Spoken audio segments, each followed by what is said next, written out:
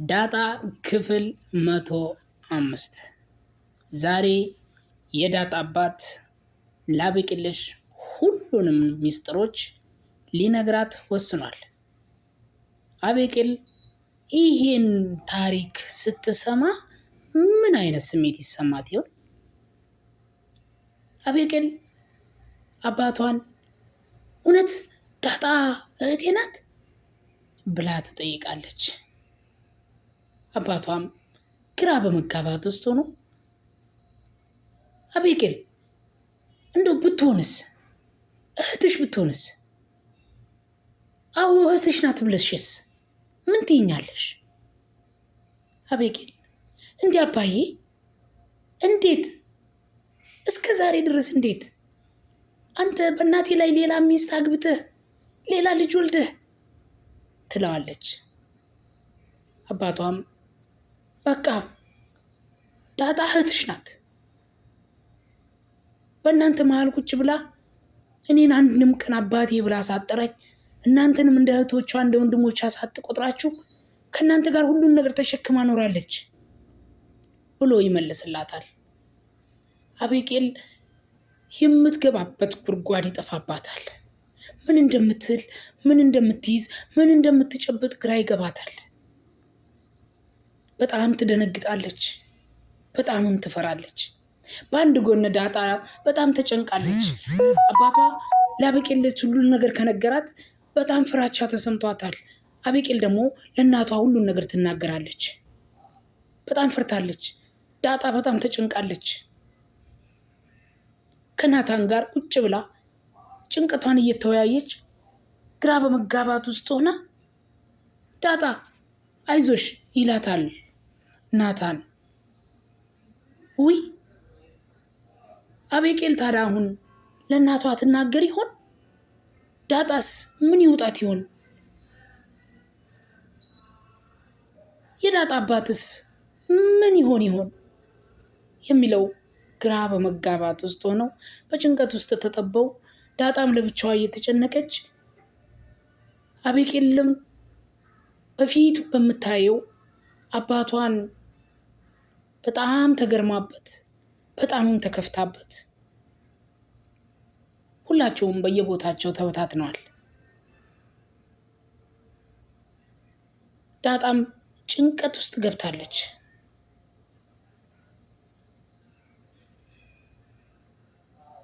ዳጣስ ምን ትሆን ይሆን?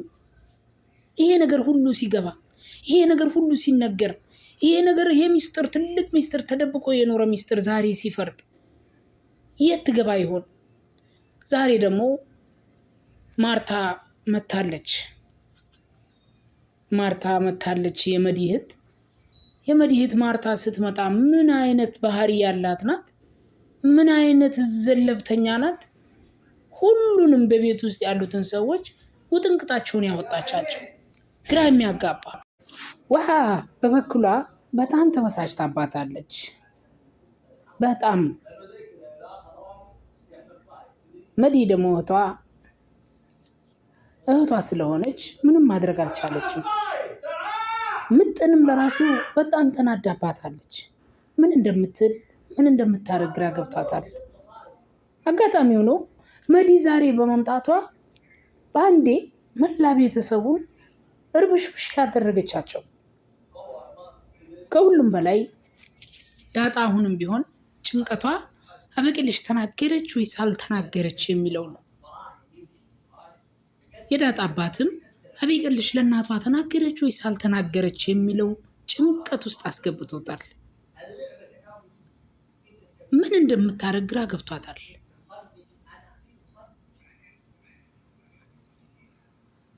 ማርታም በእህቷ መምጣት ብዙ ብትደሰትም የቤቱን ሰዎች በአጠቃላይ ድምጥማጣቸውን አጥፍታለች።